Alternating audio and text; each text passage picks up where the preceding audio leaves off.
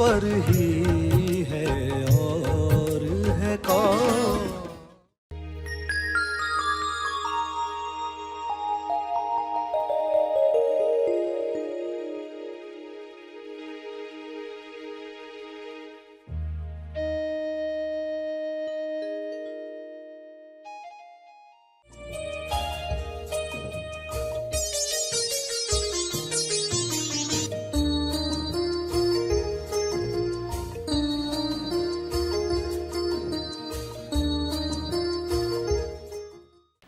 जिन समस्याओं को मैं समस्या समझता हूँ, क्या वह समस्या है या वो चुनौती है या वो सबक है जीवन का या वो सीढ़ी है विकास की?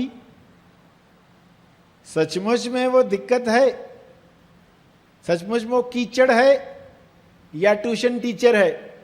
सभी को शुभेच्छा। हैप्पी थॉट्स तेज ज्ञान फाउंडेशन द्वारा आयोजित ध्यान प्रार्थना बीज बोने के लिए आप सबका स्वागत करते हैं।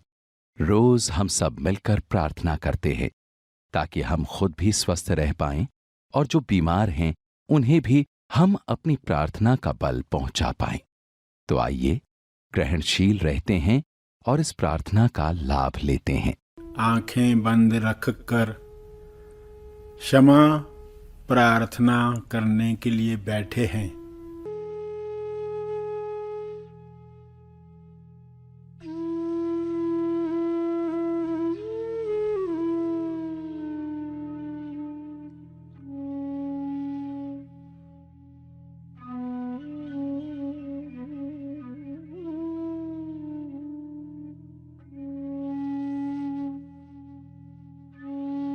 संपूर्ण क्षमा प्रार्थना करने के लिए, क्षमा याचना करने के लिए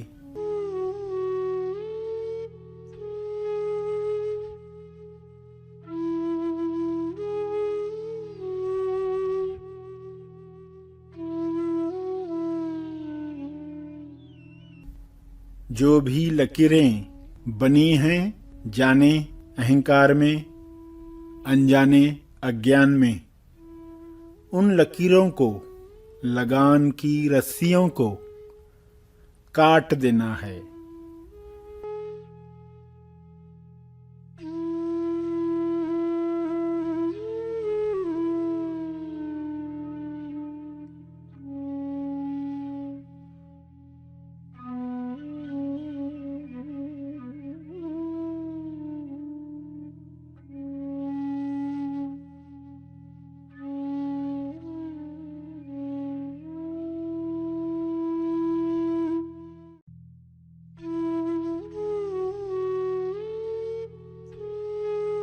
सभी अपने मंगल को बिना हड़बड़ाहट स्वीकार कर पा रहे हैं, ग्रहण कर पा रहे हैं। इस विश्वास में इतनी ताकत है कि सभी की नकारात्मकता विलीन हो रही है। सभी प्रेम आनंद मौन की मशाल लेकर एक साथ आगे बढ़ रहे हैं। सभी नई चेतना में, नव निर्माण में लग रहे हैं, रचनात्मकता का मजा ले रहे हैं। हे प्रभु, हे परमात्मा, ऐसा ही हो, ऐसा हो रहा है, ऐसा हो चुका है। आपकी चेतना में यह हो चुका है। सुनहरी प्रकाश की चेतना चारों तरफ फैल चुकी है। शुभ्र प्रकाश हर जीव पर अपनी ऊर्जा का असर डाल चुका है। सभी आज़ादी का अनुभव कर रहे हैं। सबको चुनाव की आज़ादी मिल रही है। सभी अपने चुनाव में उच्चतम चुनाव कर रहे हैं।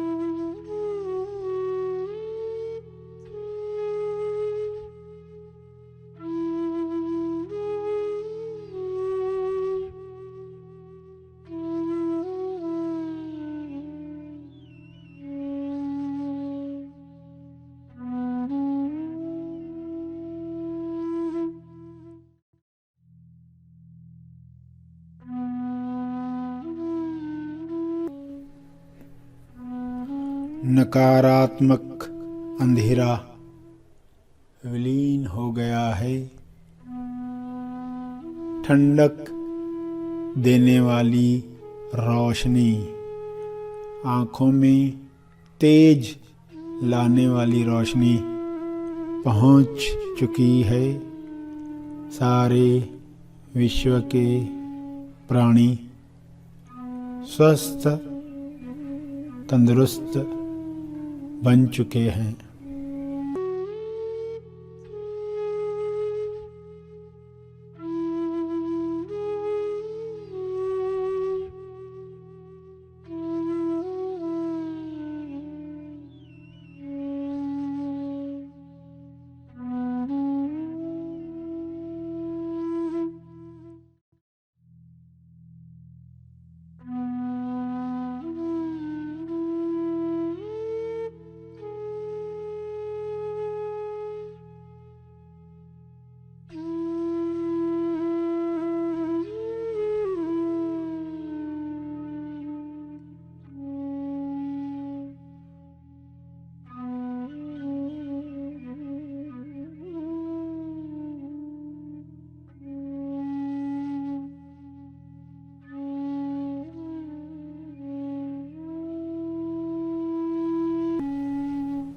यही कृपा जारी रखें।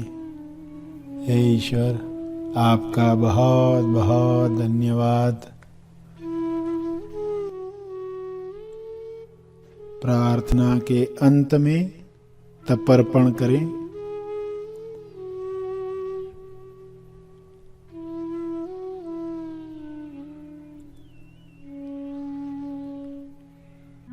तर्पण के साथ प्रार्थना का क्रम अर्पित करेंगे।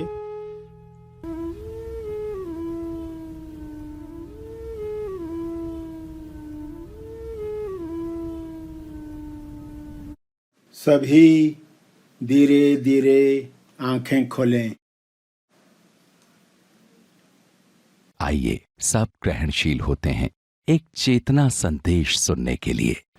जिन समस्याओं को मैं समस्या समझता हूँ, क्या वह समस्या है या वो चुनौती है या वो सबक है जीवन का, या वो सीढ़ी है विकास की?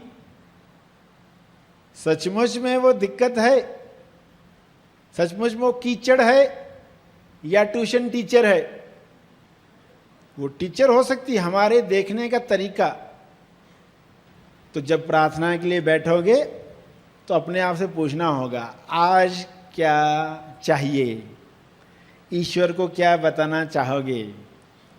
तो प्रार्थना धीरे धीरे उच्चतम की तरफ जाएगी। उच्चतम की तरफ जाएगी यानी अगर आपके पास अलादीन का चिराग है और आपको कहा गया अलादीन के चिराग से क्या मांगोगी, तो सभी को अपने अपने विचार आते हैं। मैं तो ये मांगूंगा, मैं ये मांगूंगा, बंगला, गाड़ी, बच्चे, जो भी लोगों की दिक्कतें हैं। मगर एक इंसान कहता है कि मैं अलादीन के चिराग से क्या मांगूंगा, एक और चिराग दो।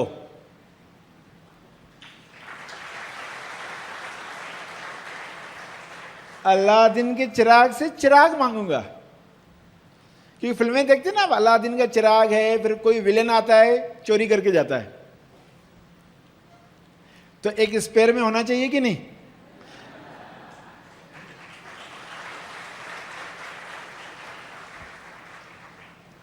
तो ईश्वर से ईश्वर की ही मांग जब इंसान करता है, ईश्वर से ईश्वर की ही मांग, तो वो उस चेतना तक पहुंचता है जहां ईश्वर है। ईश्वरीय अवस्था यानी क्या है? एक चेतना का उठाव है। भगवान बुद्ध से जब सवाल पूछा गया कि आपको ज्ञान मिला तो क्या हुआ,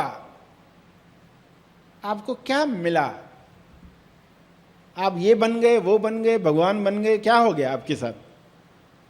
तो सब जवाब पर का नहीं, ये भी नहीं हुआ, ये भी नहीं हुआ, ये भी नहीं हुआ। फिर क्या हुआ? मैं जागृत हुआ। उनका जवाब क्या था? मैं जागृत हुआ। मतलब क्या है कहने का? जागृत होना यानी चेतना की उच्चतम लेवल पर पहुंचना, हेलीकॉप्टर के एंगल से देख पाना। जो भी चल रहा है हम अपने कथाओं के अनुसार देख रहे, जो भी चीज देख रहे। कोई पर्सन खड़ा है कमर पर हाथ रखकर, आप सोच रहे ये अकड़ू है बहुत, मगर हो सकता है उसकी पैंट ढीली हो, आपको पता नहीं है, वो बेचारा संभाल रहा है। ये पर्सन ना मेरी तरफ ध्यान ही नहीं देता। अब उसकी समस्या क्या है आपको मालूम नहीं है। आप बोलते हैं ये मेरी रेस्पेक्ट नहीं करता, उसने मेरी तरफ देखा नहीं, इसका अर्थ है रेस्पेक्ट नहीं करता। ये आपका अर्थ है, ये आपका मतलब है। तो आप कथाएं बनाना बंद कर देते हो। उच्चतम अवस्था में कथाएं समाप्त हो जाती है। तो जागृत हो जाना। एक राजा की 3 रानियां हैं और राजा जा रहे हैं कहीं दूर यात्रा पर। तो सबसे पूछते तुम्हारे लिए क्या लेकर आऊं, तुम्हें क्या चाहिए? तो एक कहती नौला का हार ला कर दो, दूसरी कहेगी ऐसी ड्रेसेस लेकर आओ यहां मिलती नहीं जो, तीसरी कहती मुझे आप ही चाहिए। तो ये फर्क क्यों आया? क्योंकि जो सोर्स है वही मिल गया तो सब चीजें मिलने ही वाली है, उसमें कोई दिक्कत आने वाली नहीं है।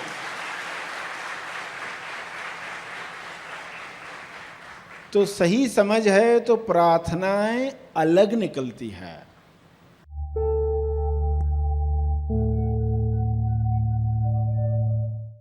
प्रार्थना और मार्गदर्शन का सभी ने लाभ लिया। आइए यहीं पर समाप्त करते हैं, कल फिर मिलेंगे। तब तक के लिए धन्यवाद।